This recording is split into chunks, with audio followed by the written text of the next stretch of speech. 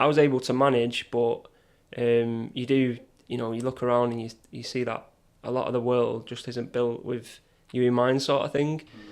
So growing up with that, and the other side of it was when I was growing up, I'd get like letters through the post to say, come to this youth club for blind people, or come to this football group for blind people, whatever it was. And that's all fine, but when I was a kid, I was going to mainstream schools, I was going to youth club with my mates, so I had a bit of a chip on my shoulder, I think, in terms of why am I expected to go to these things and everyone else can go to whatever they want to.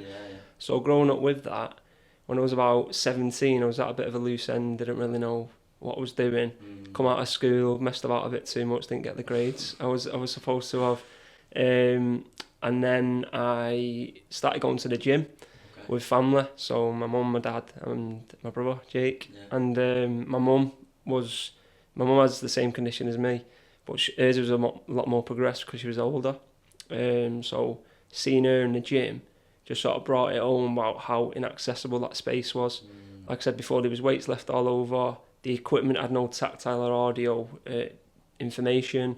The staff weren't sure how to respond to her, how to support and stuff like that. So being the family that we were, we sort of cracked on and made it our own sort of thing. And then slowly over time, the gym environment started changing. So people become more aware. People started putting the weights back before you was tripping over them. People in the gym responded to you in a bit of a different way.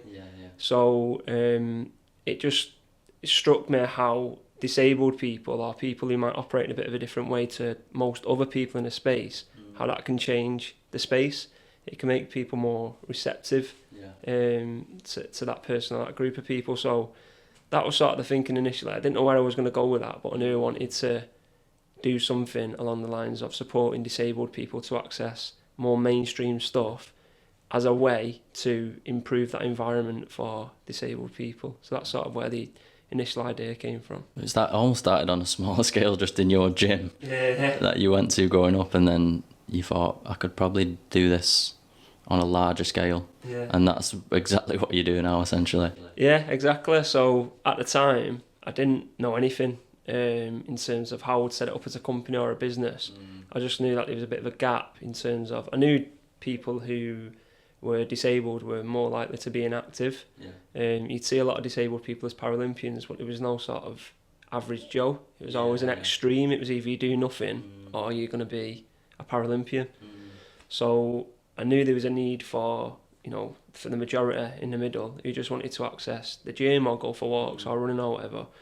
So I started volunteering around Salford, just having a look around, see what was available for disabled people to keep active alongside non-disabled people, and speaking to disabled people about their experience of accessing mainstream stuff, and just found it to be a lack of opportunities. There was opportunities for disabled people to do things on their own a lot of the time. So we've got a gym for deaf people that's 4 miles away, and you've got to get there and all that type of stuff, but there was nothing on your doorstep that everybody else was going to that you could just go to as any other customer and access.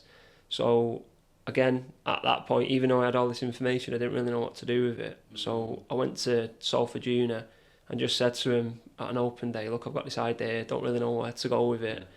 And they said, you'd be ideal for a course, exercise and health sciences. And I completed an assignment on that. I didn't have like the UCAS points or anything to get in, but I completed an assignment, got in, and just my time at uni was spent looking at the cost benefits to the NHS and social care of making mainstream stuff work better for disabled people. Because what was happening, and what still does happen, is that because there's a lack of mainstream health and wellbeing stuff for disabled people, people deteriorate, people end up needing specialist care through the NHS and through social care, and that costs a lot of money. So even though that wasn't my driving thing was equity and trying to make things equal and fair for people. But I knew to enable me to do that as a career, I'd need to get funds from somewhere, and the NHS and social care, it was a decent argument to say, if you invest in this at a relatively small scale to what you're paying now, then that will save you money long term. What was that transition from university to kind of working life like? Yeah, when I was at uni, because you're given a bit more flexibility about assignments and stuff, you can dictate what the titles are. So the lecturers will offer you some titles to say, you've got to do it on this particular subject. But sometimes you say, if you have an area that you want to look into, then do it. So I was doing things like the cost benefits of exercise versus medication for disabled people and stuff like that. So by the time I left uni, I had all of the learning and a case to put forward to the NHS to say, here's how much money you could be saving. I couldn't articulate it as well as I can now, sort of thing, but it was a very obvious logic. If you're not diverting these people who are costing you a lot of money into things that don't cost a lot of money, then that's going to cost you more money long term. Yeah. So they bought that argument, and it was through the NHS is basically split up into local authorities. So we had a Salford NHS. So they had some funding available called innovation funding, which was new ideas to support good health for Salford residents. Yeah. So I submitted my learning through that, and they said, we really like the idea of what you're proposing, but we can't fund you as Ben Andrews because there's no accountability there. You could just get the money and go on holiday for all we know. We can't tie you down to it.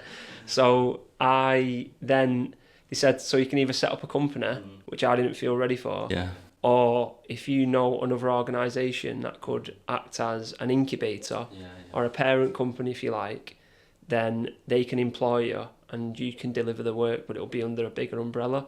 So luckily at the time, I was working for an organisation called Unlimited Potential, and they specialise in social innovation and helping local people develop ideas and improve things in society from their own lived experience, sort of thing. So it was right up their street. So I was already working for them as a health trainer, and that was just working generally with people in Salford, not necessarily disabled, but just trying to get them into employment or into the gym or whatever the goals were. So that gave me a good foundation as well. So I went to Unlimited Potential with my idea and said the NHS are willing to back it, but I need somebody to hold the money basically. Yeah. So they said, well, we'll employ you on a part-time basis because that's the only money they was giving me for that time, and then you can deliver it. And then we had an agreement in place that when it got to a point where the money was sufficient, I would transition into an independent company. That's the point I'm at now. Thank you for tuning in. If you enjoyed that clip, click here to get the full episode, and don't forget to subscribe.